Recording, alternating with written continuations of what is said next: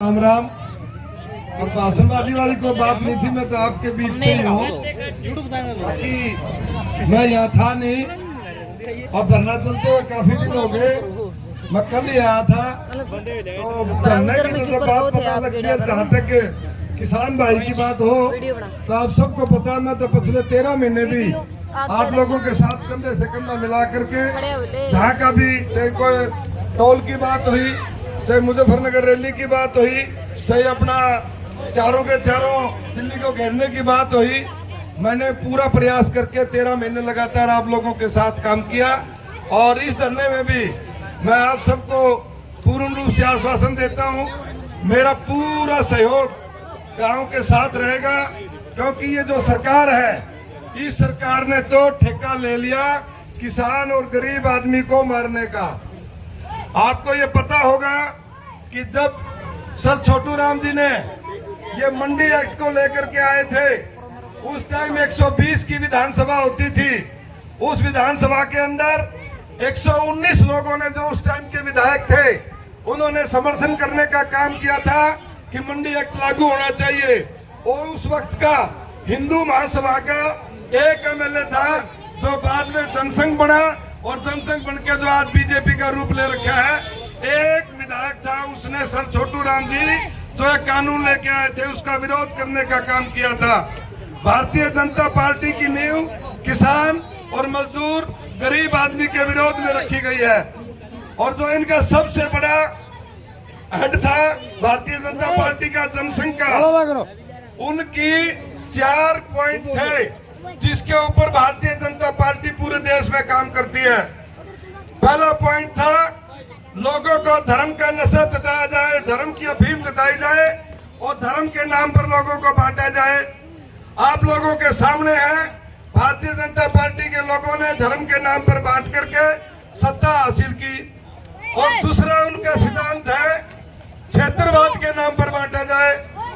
क्षेत्रवाद के जहां जाते हैं वो क्षेत्रवाद की बात करते हैं। और तीसरा उनका मुद्दा था, लोगों को अगर इन 2 मुद्दों से बात नहीं बढ़े तो तीसरा मुद्दा जात पात में बांट दिया जाए।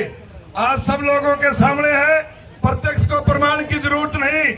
हमारे प्रदेश के भाईचारे को खराब करके जात पात में बांटने का काम भारतीय जनता पार्टी के लोगों ने किया। मैं धन्यवाद देता हूं आप किसान भाइयों को, मजदूर भाइयों को, जो 13 महीने उनकी मंशा, जो भारतीय जनता पार्टी के लोगों की मंशा थी कि हम इस आंदोलन को जात पात के नाम से खत्म करवा दें, आपकी सूझबूझ से वो आंदोलन जात पात में न बट करके 36 बिरादरी का आंदोलन बढ़ा।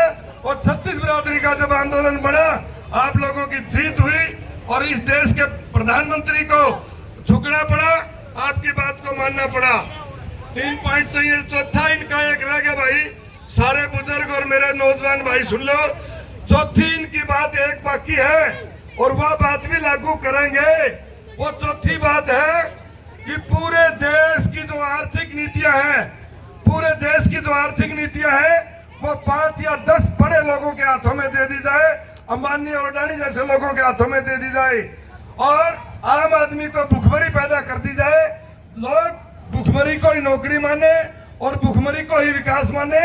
ये ऐसे हालात पैदा करेंगे। आप देख लेना, बीजेपी के लोग 3 इन्होंने करके देख लिए, 3 इनके फार्मूले अब फेल हो गए। आप लोगों ने जो किसान आंदोलन जिस शांति से, अनुशासन से और जिस भाईचारे से आपने लड़ा, उस आंदोलन के बाद इनके पास वो तीनों मुद्दे खत्म। एक मुद्दा बच गया कि देश के अंदर भुखमरी पैदा कर दे और देश की आर्थिक नीति, पूरी की पूरी आर्थिक व्यवस्था 5 या 4 लोगों के हाथ में दे दें। और ये जो हमारे यहाँ थर्मल पावर प्लांट की राख का जो टेंडर है, ये उसी कड़ी के अंदर है। यह भी नेशनल हाईवे के किसी बड़े ग्रुप ने टेंडर ले लिया। उनको तकलीफ थी, खेतड़ गांव के अंदर ये जो कमेटी बनाई गई थी, इस राख की जो कमाई आती थी, उस कमाई से गौशाला चलती थी और गांव का विकास के काम हो रहे थे। बहुत से ऐसे साथी हैं जिनको इस बात की पेट में मरोड़ी है कि गांव का विकास गांव के लोगों के हाथों से क्यों हो, हमारे दौड़े कुर्ते हैं, दौड़े क्यों नहीं आवे। दोस्तों और बुजुर्गों, आपको मजबूती से लड़ाई लड़नी होगी। जैसे आप मजबूती से किसान आंदोलन लड़ा, वैसे आप इस आंदोलन को लड़ोगे, जीत आपकी होगी सरकार को झुकना पड़ेगा, आपकी बात माननी पड़ेगी और गांव का विकास गांव के लोगों के द्वारा किया जाएगा। ये लोग चाहते हैं कि भाई हम टेंडर दे दें। अरे भाई सरकार को इतने टेंडर और दुनिया भर का डंगा इनके पास है। हमारे या सारी राख का टेंडर भी हमारे को निभाया कि भाई हमें अपना इसने करके गौ पाल लिया, गांव का विकास कर दिया। मुझे यह पता है हमारे पुराने टाइम में डाटा और लाडवा 2 गौशाला होती थी और पूरा का पूरा हिसार जिला उन 2 गौशालाओं को अनाज भी देता था, तूड़ा भी देता था, पैसे भी देते थे। आज हर तीसरे गांव में गौशाला होगी। हमने खोल तो ली गौशाला, लेकिन ये चलानी बहुत औखी है। जब चलाते हैं उन कमेटी वालों से पूछ के देखो कि उनको रात को नींद नहीं आती कि सुबह गौशाला के अंदर चारा कहां से आएगा, इनके लिए पानी का प्रबंध कहां से होगा। ये निकम्मी सरकार है जो बहाना करती है हम तो गौ भगत हैं, हम तो राष्ट्र भगत हैं। इनके पास केवल ड्रामे हैं और आप लोग समझ जाओ इनके ड्रामों को कि भाई ये ना किसान के, ना मजदूर के, ना गरीब के, और वह ज्यादा नुका करते तो गौ भगत है। उनका चरित्र आपके सामने आ गया। ये गौ भगत भी नहीं है, क्योंकि गौ भगत होते तो ये ऐसा काम हमारे गांव के साथ जो किया इन्होंने, इनका करना नहीं बनता था। इनको बल्कि ये चाहिए था गांव को धन्यवाद देते प्रशासन के लोग कि भाई ये कमेटी अच्छा काम कर रही है और इसी तरह पर गांव-गांव में कमेटियां बने और अपने इनकम के आय के साधन बढ़ा करके गौशाला भी चलाए और गांव का विकास भी करें। वो करना तो रहा दूर की बात, हमारी आमदनी के ऊपर भी मुरली मार के बैठ गए भैया अभी हमारी जेब मारनी चाहिए।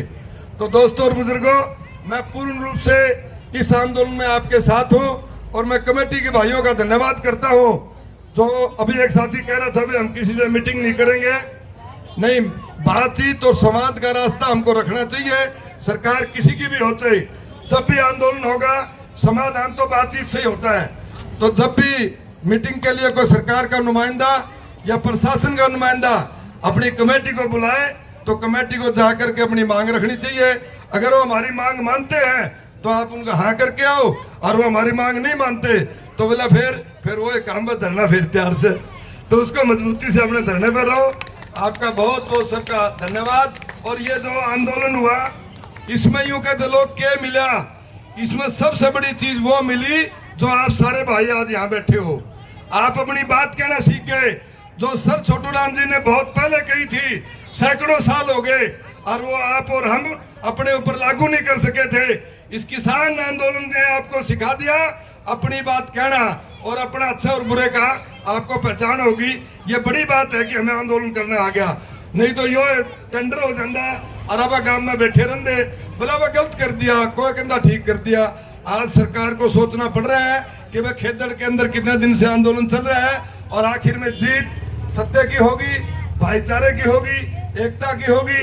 सारे भाइयों से मेरा निवेदन है, गांव और गुआंढ के लोगों से, कि ज्यादा से ज्यादा चाहे 2 घंटे के लिए आए चाहे 3 घंटे के लिए आए, धरने पर जरूर आए, ताकि सरकार को पता लग सके कि वह किसान आंदोलन वाले वही किसान है, वह तो तिरपाल और वह हमारे झंडे और वह हमारे गद्दे और वह आदमी से हम आंदोलन को जीत के ही दम लेंगे। धन्यवाद। जय हिंद, जय जवान, जय किसान।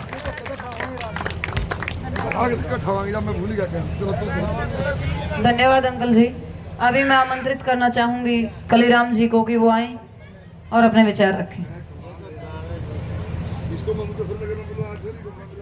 बहुत बहुत